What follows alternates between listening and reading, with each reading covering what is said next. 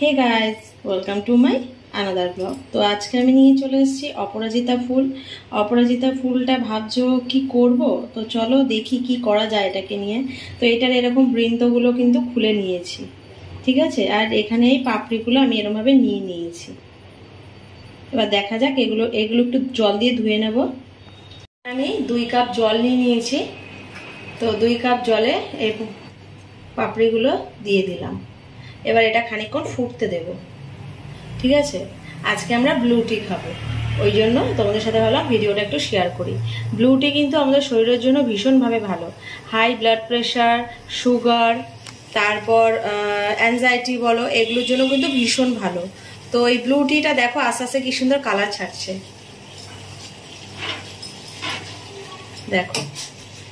সর্দি, কাশি, বুকে কফ জমা এগুলো কিন্তু সব চলে যায়। দেখো, আমরা ছোটবেলা দেখতাম আমার দিদা এই অপরাজিতা ফুল রস করে মধু দিয়ে আমাদের খাওয়াতো। তো তখন বুঝতাম না কেন খাওয়ায়, কি খাওয়ায়। এখন গিয়ে বুঝি কেন খাওয়ায়। দেখো কি সুন্দর আস্তে আস্তে কালার ছাড়ছে, ন্যাচারাল কালার যাকে বলে। তো আমরা এর মধ্যে যারা মানে ডায়াবেটিসের পেশেন্ট আছো তারা উইদাউট সুগারে খাবে, যারা সুগার খেতে পারবে তারা কিন্তু সুগারে খাবে। তো আমি এখানে একটু সুগার দিয়ে দেবো। এখানে আমি একটু 2 চামচ মতো সুগার দিয়ে দিলাম। এটার মধ্যে আর কিছু দেওয়ার প্রয়োজন নেই। এখন আমাদের রোগের প্রতিষেধক হিসাবেও কিন্তু এই ব্লু টিটা ভীষণভাবে জরুরি।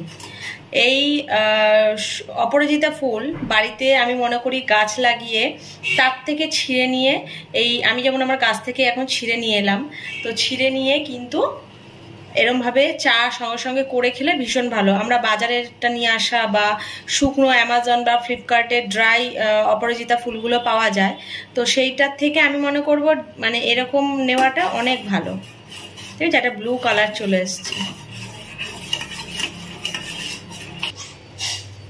দেখো এরকমভাবে ছেঁকে নিলাম।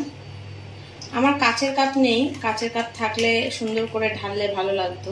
তো দার্জিলিং এ জানো তো এরকম ভাবে ব্লু টি খায়, তাই জন্য ওদের স্ট্রং, ওদের শরীর এত স্ট্রং।